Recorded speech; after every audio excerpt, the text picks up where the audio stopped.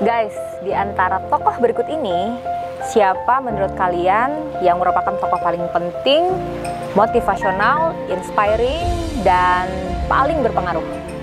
Mahatma Gandhi, Thomas Alva Edison, Bill Gates, Mark Zuckerberg, Pak Jokowi, Raffi Ahmad, atau mungkin seorang Atta Halilintar? Yes, beliau semua sama pentingnya. Merupakan tokoh-tokoh yang memiliki kisahnya sendiri dalam meraih sukses dan kisah bahagia. Pertanyaannya, apakah semua manusia ditakdirkan untuk menjadi besar, penting, dan terkenal? Bener nggak sih, orang penting itu harus sukses dan kaya raya dulu? Terus, gimana dong dengan kita yang belum bisa mencapai titik itu? Apakah artinya kita ini berarti manusia yang nggak punya nilai? Tahu nggak sih, ternyata untuk semesta ini, kita semua penting. Kita semua dengan kisah dan perjalanan masing-masing, tanpa disadari, kehadirannya saling membantu meraih cita-cita dan saling membantu memudahkan kehidupan. Gak ada terang kalau gak ada gelap. Gak ada kaya kalau gak ada si miskin. Gak akan ada sehat kalau gak ada sakit. Yang paling pasti, gak akan ada aku kalau gak ada kamu yang bantu. Makasih ya buat kita semua yang sudah lahir, hadir, dan memberikan warna sendiri di dunia ini. Karena kita semua penting.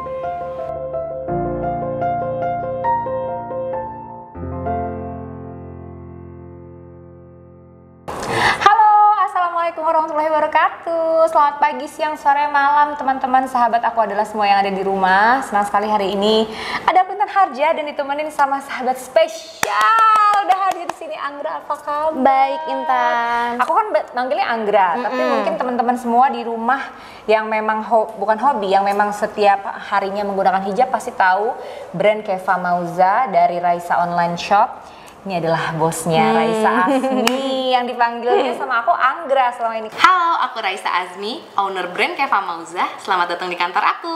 Kamu kalau follower atau customer kamu biasanya manggil apa? Anggra juga? Raisa. Namanya Raisa ya. Thank you loh Anggra. Sama-sama. Hari ini kamu udah kasih aku waktu untuk ngobrol-ngobrol di studionya Keva Mauza langsung ini ya? Di daerah?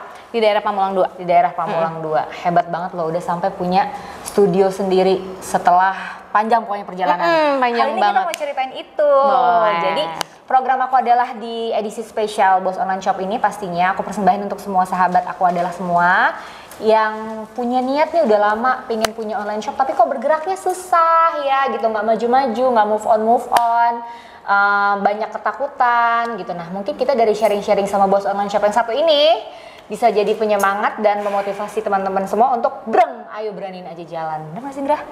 Bener, jalan aja. Gitu. Oke, kita langsung nanya sama Anggra. Aku dengar, bukan aku dengar, ini kita emang ini udah jadi sebuah pemberitaan yang luar biasa ya dari Raisa Online Shop. Oh iya, bahwa dari modal 700.000 loh. Benar. Modal awal 700.000 sampai kamu akhirnya punya 5 kantor seperti sekarang. Oh my god. Ada konveksi sendiri, bahkan sekarang udah punya studio sendiri, alhamdulillah. Ceritain dong Gra, awalnya gimana sih? Jadi itu awalnya aku di 2011, aku tuh baru nikah.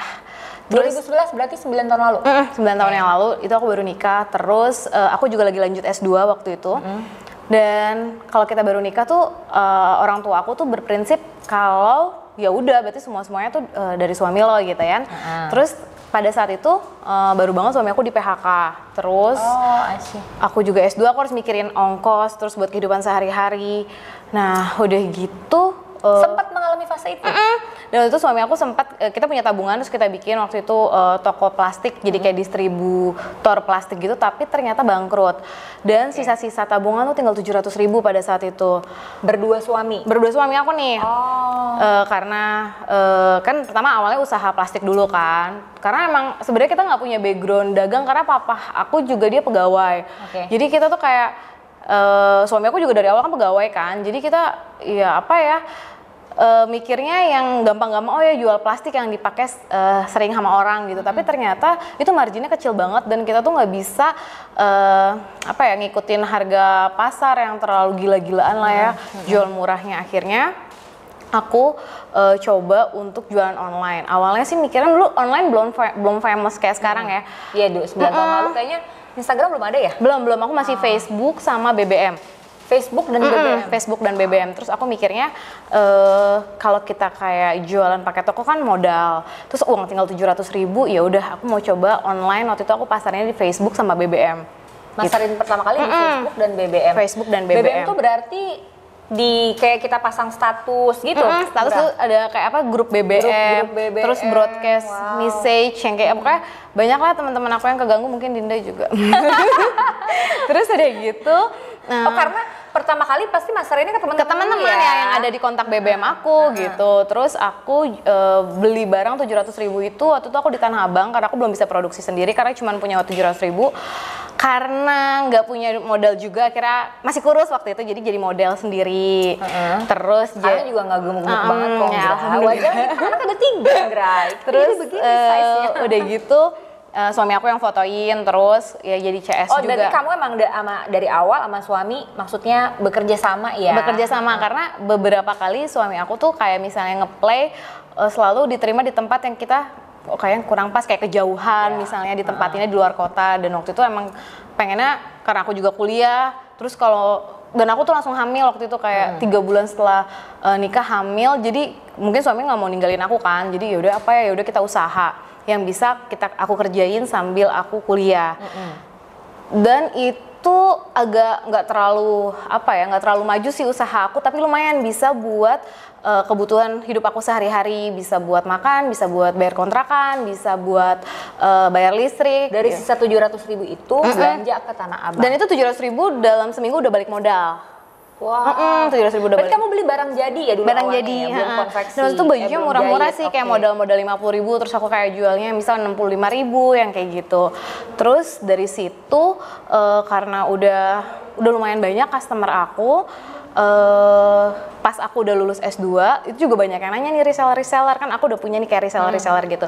Reseller nanya, Mbak Raisa udah lulus S2 mau kerja apa lanjutin usaha? Soalnya aku udah lumayan banget loh dari jadi reseller yang Mbak Raisa, ada yang bisa beli mobil. Awalnya teman-teman bisa jadi jadi pengen jadi reseller tuh gimana, Gra? Mungkin pada saat itu belum banyak yang jualan online. Jadi karena mungkin kebanyakan reseller juga teman-teman kenalan aku, kayak teman waktu S1. Jadi kamu nawarin ke teman-teman, kamu enggak sih, kayak di Facebook pribadi aku jadiin buat dagangan. Jadi memang kayak teman-teman kuliah atau teman SMA tahu aku jualan hijab ini, mereka offering, aku mau dong jadi reseller kamu gitu. Jadi reseller. Terus ternyata mereka ada yang tadinya mereka tuh kerja terus anaknya sakit, akhirnya mereka nggak bisa kerja, tapi dengan jadi reseller aku mereka bisa membantu perekonomian rumah tangganya dan bisa sampai bisa kebeli mobil gitu dari keuntungan jadi reseller aku. Jadi reseller. Perjalanan kamu 3 tahun dari sampai akhirnya di 2014 itu mulai banyak reseller dan lain sebagainya. Berat gak sih Ngerah bikin online shop tuh? Apalagi kayaknya waktu itu kan hijabers belum sebanyak sekarang. Bener ya? Makanya pada saat itu aku pun ngejualnya nggak hanya baju-baju yang hijab aja, bisa yang non hijab juga, karena memang nggak seramai sekarang kan ya pasar hijab. Lumayan susah karena memang nggak semulus itu juga di tahun 2011 sampai 2014 itu. Aku sempat di tengah-tengah di 2012 sampai 2013 aku sempat kehilangan anak pertama, terus aku juga sempat aku kerja sama customer dari Malaysia, awalnya baik, terus di tengah jalan kita sempat ada miskomunikasi, sempatlah beberapa puluh juta waktu itu orderannya nggak dibayar, dan dia balikin barang dalam keadaan barangnya tuh udah nggak layak pakai gitu, ada yang udah digigit tikus. Sekarang mereka ngebalikinnya nggak pakai kargo. Mereka reseller di Malaysia.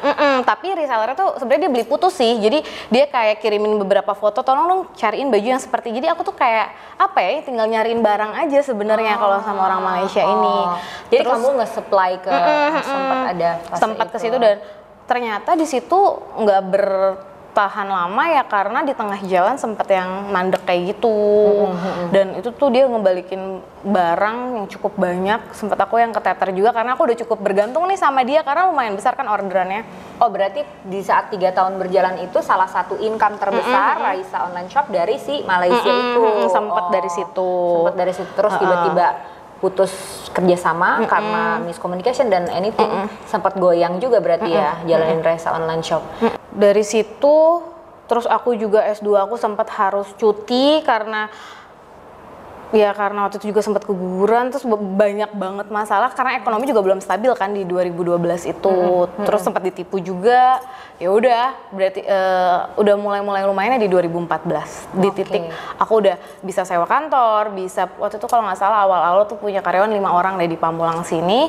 Dan itu lumayan cepet tuh berkembangnya. Jadi kayak bulan depan aku nambah karyawan lagi sampai pernah nambah kayak dalam sebulan tuh bisa berapa puluh karyawan gitu nambahnya. Saking apalagi tuh kalau udah deketin bulan puasa, dulu kan belum ada yang namanya Shopee gitu-gitu ya, belum ada marketplace. Jadi memang semua orderan tuh larinya ke CS. Jadi CS aku tuh yang sempet banyak yang kamu punya adek nggak? Tolong dong adeknya di sini. Misalnya adeknya masih SMA nih lagi liburan, udah deh bantuin gue di sini. Sampai sebanyak itu ya kebutuhan kamu sama karyawan karena udah berkembang pesat setelah 3 tahun. Tapi kan banyak yang orang merasa atau orang bilang mau bikin usaha itu paling berat di 3 tahun pertama gitu. Nah tadi kita udah dengar juga Anggra cerita ya sempat kehilangan istilahnya customer paling besar gitu. Bahkan untuk menjalani bisnis ini sendiri banyak artinya banyak pengorbanan di dalam kehidupan pribadi juga ya Anggra yang harus dilewatin gitu. Tapi kalau dari Anggra sendiri selama 3 tahun itu pernah nggak sih ada di 3 tahun awal itu benar nggak seperti yang teman-teman pengusaha lain bilang 3 tahun itu fase terberat? Apakah Anggra pernah mengalami itu? Iya sih berat banget. Jadi kayak dulu kalau misalnya kita belanja di Tanah Abang itu kita harus kayak rebutan barang. Kayak dulu pedagang belum banyak. Maksudnya yang jual-jual barang grosir. Jadi aku kalau bulan puasa tuh jam 2 pagi tuh udah jalan sama suami aku ke Tanah Abang. Terus jam kamu masih cari sendiri tuh di 3 tahun? Masih di 3 tahun karena aku baru produksi di 2014. Itu sampai kita pernah, karena kita nggak tidur berarti kan ya, berangkat dari jam 2 pagi ngantri barang, baru dapat barang rebutan, sampai kita sewa porter, sampai kayak sewa pengaman gitu. Kita ketiduran di lampu merah, sampai dibangunin orang digedor-gedor karena kita ketiduran. Ada fase nggak sih di 3 tahun pertama itu yang bikin kamu tuh aduh kok kayaknya aku capek banget ya ngejalanin ini, sempet nggak kamu ngerasa kayak begitu? Atau kamu memang tipikal yang aku enjoy banget gitu? Aku karena kebutuhan ya pada saat itu dan di 2014 itu aku udah mulai punya karyawan, justru aku semangat banget sih. Dan aku kayak pembuktian, jadi gini, dari awal itu aku nggak disupport sama keluarga kan, maksudnya kayak mama sama papa aku tuh bilangnya, ngapain sih kamu udah S2 kok malah jadi pedagang online gitu kan bilangnya. Padahal aku ngelihat barusan papa justru di satu kantor sekarang akhirnya. Jadi itu setelah melewati berbagai proses, papa tuh juga udah bilang pokoknya nanti kamu lulus S2 harus jadi dosen, harus kerja, harus bla bla bla gitu ya. Terus aku sempat yang mikir, aku harus buktiin nih ke papa kalau aku bisa tetap lulus S2, karena aku ngerti sih kekhawatiran orang tua aku adalah takut aku nggak bisa lulus gitu. Jadi aku niat banget kalau aku bisa buktiin sama mama sama papa kalau dagang aku ini itu tuh bisa sukses dan aku bisa tetap nyelesain S2 aku. Dan alhamdulillah jadi kayak di 2014 tuh kayak tahun terindah kali ya. Jadi 2014 tuh aku bisa nyelesain studi aku. Terus aku lahir anak kedua dan dagangan aku udah lumayan banget di 2014. Aku udah mulai produksi juga. Yang kamu udah mulai katakan tadi, kamu bilang di 2014 tuh aku baru mulai naik. Omset berapa paling besar yang pernah kamu dapatkan? Pertama kali omset terbesar di 1,5 M itu ya, waktu di 2014. Wow. Gitu. Itu what do you feel? Apa rasanya waktu itu? Kayak puas banget ya, puas terus. Dan di situ tuh kayak mama sama papa udah mulai percaya sama aku dan mama sama papa support aku banget, termasuk papa. Dan aku bahagianya gini sih, kayak papa pensiun terus papa punya pemberhentian berikutnya di usaha aku ini. Ya udah pas papa terjun juga di sini, papa ngebenahin manajemen, terus papa bikin kayak ada semacam struktur organisasi lah ya di usaha aku. Dan pokoknya di 2014-2015 tuh aku akhirnya udah punya banyak waktu untuk keluarga, karena sempet yang aku tuh kayak tidur sehari cuma 2 jam 3 jam karena sampai chat tuh banyak banget kan. Aku tuh sampai tengah malam sambil nyusuin anak sambil balesin chat. Kamu masih iya di 2011 sampai 2014 itu masih kamu sendiri. Masih aku. Jadi ketika udah ada karyawan, memang bener sih dengan semakin banyaknya karyawan tuh malah semakin banyak rezekinya dan pekerjaan kita juga semakin ringan. Jadi aku punya banyak waktu untuk diri aku dan bisa lebih kreatif lagi, bisa mikirin next mau bikin model apa gitu. Wow, pastinya tuh Raisa Online Shop ini berarti sekali ya buat kamu, lebih daripada sekedar tempat usaha. Tapi apa kamu melihat Raisa Online Shop ini?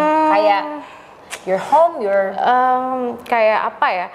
Kayak sesuatu yang aku harus pertahanin gitu. Ini udah kayak keluarga aku banget, tim aku, terus semua yang ada di sini kayak apa ya? Ya kayak udah keluarga aku banget ya.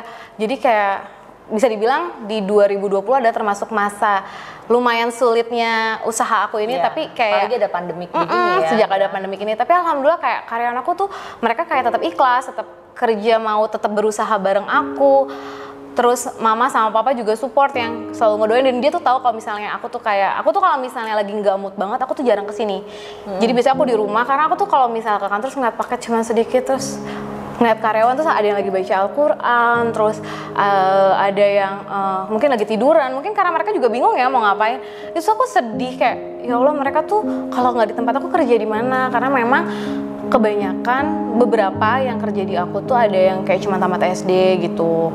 Jadi ya mereka mau kerja di mana ya, hari gini kan nyari kerja juga susah gitu. Jadi aku tuh kayak berusaha banget untuk mempertahankan usaha ini supaya tetap ada, karena banyak banget yang bergantung, nggak cuma karyawan aku, karyawan konveksi aku juga udah lumayan.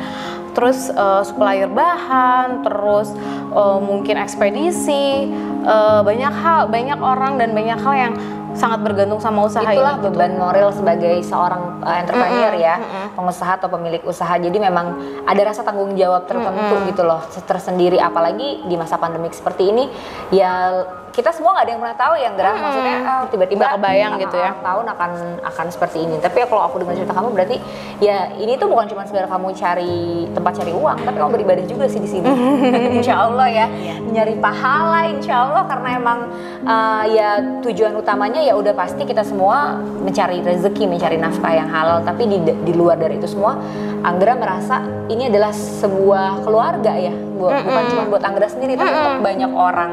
Karena disinilah tempat mereka ya mempertahankan kehidupannya gitu loh. Luar biasa. Karena bukan mereka aja yang cari makan di sini, mereka bisa punya keluarga, mereka bisa jadi tulang punggung keluarga. Berarti kan kayak turun temurun gitu ya, si usaha ini orang-orang bergantungnya gitu. Nah, kamu sendiri ketika ada kendala, itu kan pasti kamu jadi salah satu orang yang mikir banget ya, gimana nih gue bisa keluar dari kendala ini. Kamu punya tim atau kamu selama ini memang idenya semuanya sendiri, Gra, untuk mencari solusi dari semua permasalahan yang kamu hadapi di kantor? Aku tipe yang sharing ya, jadi aku biasanya sharing jadi sini kalau di perusahaan aku ini ada manajer ya gitu, jadi aku biasa kumpulin.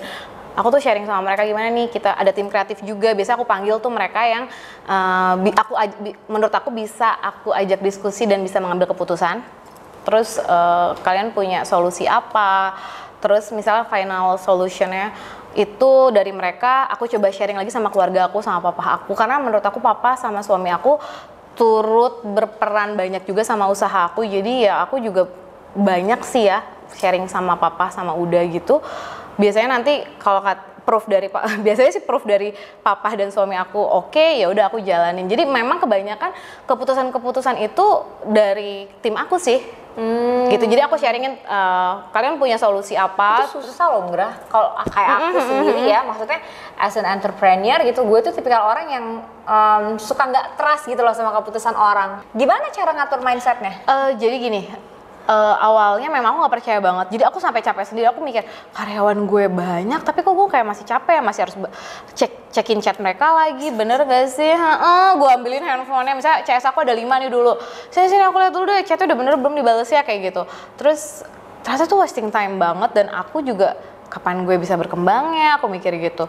Terus pelan-pelan aku percayakan sama satu orang yang menurut aku nih dia udah tahu banget nih seluk-beluk di usaha ini. Jadi bukan aku yang ngecekin lagi misalnya si asisten aku ini ya. Dan kamu belajar percaya sama asisten kamu itu? Iya, juga karena dia menurut aku harusnya dia sudah paham banget, dia udah misalnya udah 1 tahun lah ikut aku nih, jadi karyawan paling lamanya aku. Jadi aku coba serahin ke dia, Terus aku coba nih selama sebulan, oh ternyata baik-baik aja kok meskipun aku nggak repot ngecekin gitu. Dan itu akhirnya ya udah kayak udah terbiasa aja aku. Akhirnya aku lost banget sih saking sering percaya sama orang gitu. Nah akhirnya, tapi dengan trial and error berarti ya? Iya, trial and error. Sama seperti halnya kayak aku sering serahin ke tim aku, ayo kita mau endorse siapa nih. Jadi yang ngasih list tuh bukan aku, biasanya dari tim aku. Yang ini tadinya oleh kamu?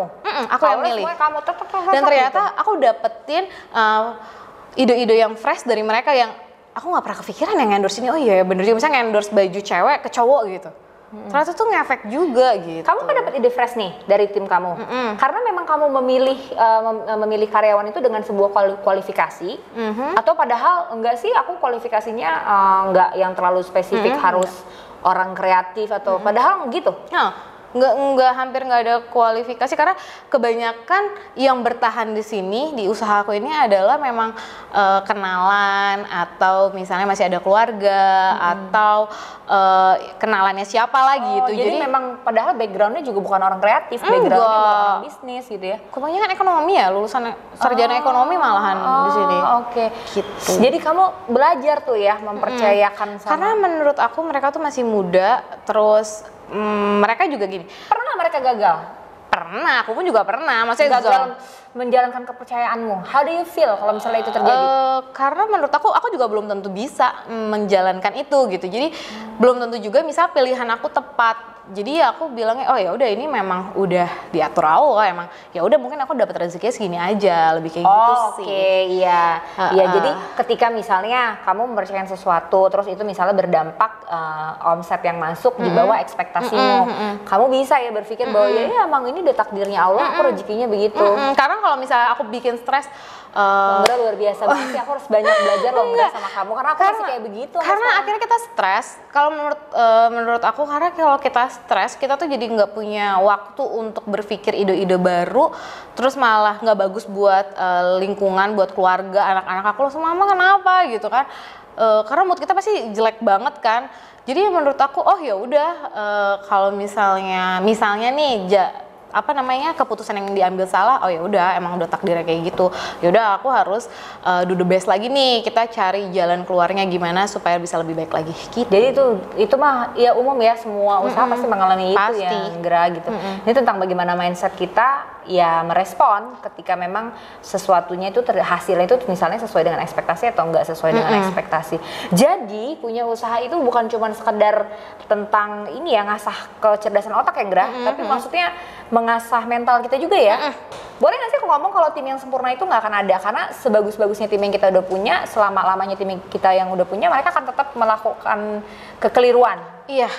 Karena namanya manusia kita aja yang istilahnya kita atasan yang kita udah ngerti banget sama usaha ini tuh juga masih banyak ngelakuin kesalahan, masih banyak lupanya juga. Jadi ya apalagi mereka nih, misalnya gini taruhlah misalnya pendidikan aku paling tinggi nih di sini, tapi aku banyak lupanya, banyak salahnya, ya apalagi mereka nih gitu sih mikirnya. Wow, jadi punya bisnis itu balik lagi ya, ini tuh nggak cuma sekedar cari uang, di dalamnya itu kita pak pikpok ya ada proses pendewasaan akhirnya ya nggak sih Nggra, ada proses banyak hal yang kita lewatin yang itu akhirnya bikin Anggra semakin hari ya semakin bijak gitu nggak sih, semakin lebih dewasa menghadapi tantangan, menghadapi masalah-masalah di pekerjaan gitu. Nah bahkan setelah 8 tahun, berarti kan kalau tahun lalu 8 tahun ya, setelah 8 tahun jalan kamu juga terus berproses ya, masih ada aja hal baru yang kamu pelajarin gitu loh, terus kamu rubah lagi, kamu adaptasiin lagi. Masih terjadi seperti itu sampai sekarang nggak Gerah? Atau everything udah semuanya sekarang udah lancar-lancar, sistem semua udah beres, gua nggak ada lagi trial and error gitu? Udah di fase itu atau udah mulai ke fase itu, tapi masih ada sedikit-sedikit sih. Maksudnya alhamdulillah sekarang udah ada sistem.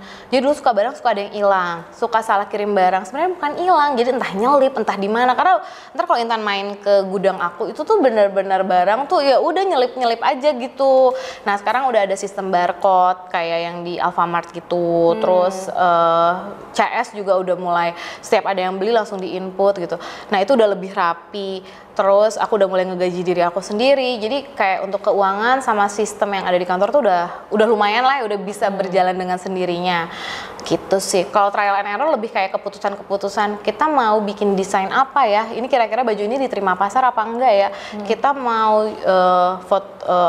endorse siapa ya? Kira-kira misalnya endorse artis A ngefek nggak ya? Lebih yang kayak gitu sih. Kalau trial and error. Tapi desain-desainnya Keva Mauza sih menurut aku keren-keren sih, karena aku juga pembelinya yang sejati. Karena aku kemarin sempat kalau lagi bulan puasa suka pakai hijab kan, jadi baju-baju hijab juga aku belinya di Keva Mauza. Jadi dia tuh emang selalu kalau desain-desain kamu tuh selalu kekinian gitu ya. Terus bahannya enak, cuttingannya bagus. Jadi dengan harga yang menurut aku sangat terjangkau, ya emang worth it. Kenapa bisa banyak banget customernya? Karena emang pas datang tuh barangnya nggak ngecewain. Kayak yang hari ini aku pakai ini apa nih? Ini kalau yang baru ya, koleksi baru. Ini jadi sempat udah aku bikin dan laris banget akhirnya. Akhirnya aku print lagi karena ini desain aku sendiri si motifnya. Jadi rencananya sih akhir November ini aku launching lagi. Karena ini udah di launching tapi habis. Masih habis dan masih banyak peminatnya. Dan ini emang enak banget. Terus motifnya super elegan. Dan aduh pokoknya kece deh Anggra ya, enggak.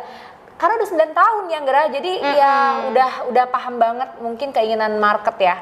Gra, dari 9 tahun berjalan ini, titik paling berat yang dialamin sama Keva Mauza itu waktu kapan dan bagaimana kamu melewatinya? Sekarang ini kah? Titik paling berat kapan ya? Bentar. Kapan ya? Tahun ini, 2020 pada saat pandemi enggak? Ini berat, tapi sebelumnya juga pernah berat sih. Wow, jadi emang berat itu pasti dialamin terus. Setiap tahun tuh pasti aku tapi tipe orang yang kalau misalnya ada hal buruk aku harus segera melupakannya gitu. Aku ngerasa aku pernah ada titik berat juga tapi aku udah lupa. Mungkin bisa dibilang ini juga termasuk berat. Dimana aku bisa dibilang di beberapa bulan terakhir ini aku harus survive buat tim aku. Harus gimana caranya mereka tetap bisa bekerja tanpa aku harus PHK, terus tetap bisa berjalan semuanya. Ya benar-benar harus putar otak banget sih di 3 bulan terakhir ini. Orang yang bukan fokus sama masalahnya, tapi gue fokus sama what can I do, solusinya. Iya. Karena menurut lo ya daripada ngapain gue mikirin masalahnya mulu juga. Faktanya setiap tahun pasti ada aja masalah gitu ya. Iya, ya kalau nggak ada masalah nggak hidup kayaknya ya. Ya kayak bayi aja juga punya masalah kan. Ya oke, I see. Jadi lu lebih suka ya udah fokus aja gue kenapa, tujuannya apa, ya nggak sih, solusinya terusnya apa. Untuk teman-teman di rumah yang baru mau memulai online shop, apa ada saran-saran nggak? Mungkin saran dari aku jangan banyak takut atau banyak berpikir, oh nanti gimana ya, ada yang beli apa enggak, nanti diterima pasar apa enggak. Lakuin apa yang kamu suka. Dan menurut aku nih, yang namanya kita pertama kali mau usaha ya, coba pikirin uang kalian tuh paling banyak dipakai buat apa. Nah itu yang kalian pakai buat usaha, buat jalanin usaha. Misalnya sehari ini aku paling suka paling banyak minum kopi, ya udah coba bikin kopi yang enak gitu. Atau paling suka ngemil, bikin kue yang enak. Jadi kita adalah konsumen pertama yang yang menggunakan produk itu. Jadi kita pikirin uang kita tuh paling banyak dipakai buat apa. Kalau aku sih dari kuliah, dari SMA paling banyak buat beli baju soalnya duit aku. Berarti jadi makanya ketahuan ya, sukanya belanja baju. Gitu, dan jangan kebanyakan ketakutan, kita jalanin aja. Kalau nggak kita jalanin ya udah nggak berkembang-kembang itu usaha. Gitu. Harus yakin. Dan ya itu benar ya tadi yang aku setuju sih sama kata-kata kamu. Jadi lakukan pekerjaan dari apa yang emang kita consume the most gitu ya. Karena jadi kita adalah konsumen pertamanya. Dan kita tahu banget berarti yang kelebihannya apa gitu ya. Kurangnya apa. Nah kira-kira yang nanti sesama interestnya sama sama gue nih nanti butuhnya apa lagi gitu ya. Dari situ bisa kebuka banyak ide-ide baru gitu. Oke, baiklah, pelajaran luar biasa banget hari ini. Menurut aku kita nggak lagi ngomongin bisnis guys, ini adalah perjalanan spiritual ya. Dan ini adalah sekolah mental, sekolah jiwa gitu ya. Seperti setengah-setengah ngobrol sama Ustazah, nggak apa-apa nggak? Psikolog. Makasih psikolog. Sukses terus untuk Keva Mauza. Terima kasih Intan. Untuk bosnya pasti dan untuk semua karyawan-karyawannya, semoga Keva Mauza bisa terus menjalankan visi utamanya untuk memberikan manfaat sebanyak-banyak dan sebaik-baiknya untuk orang banyak. Amin. Dan semoga kita semua cepet lewat ya Gerah dari pandemi 2020 Amin. ini ya. Siapa aja untuk para pengusaha di luar sana, pengusaha-pengusaha online shop, berjuang terus. Ternyata kamu nggak sendirian yang mengalami hal atau fase sulit itu. Bahkan sekelas Raisa Online Shop aja yang udah gila banget bertahun-tahun lamanya masih juga mengalami kesulitan di masa pandemi ini. Jadi kamu nggak sendirian, terus berusaha, jangan fokus sama masalahnya, jangan fokus sama kendalanya. Tapi kalau kita dengerin dari Anggra tadi ya fokus aja sama solusinya dan balik ke tujuan utama. Thank you so much Anggra. Sama-sama. Dan makasih juga sahabat Aku Adalah semuanya. Jangan lupa untuk saksikan Aku Adalah versi atau edisi spesial Bos Online Shop setiap bulannya di tanggal 10 pasnya tayangnya. Sampai jumpa. Dadah. Assalamualaikum.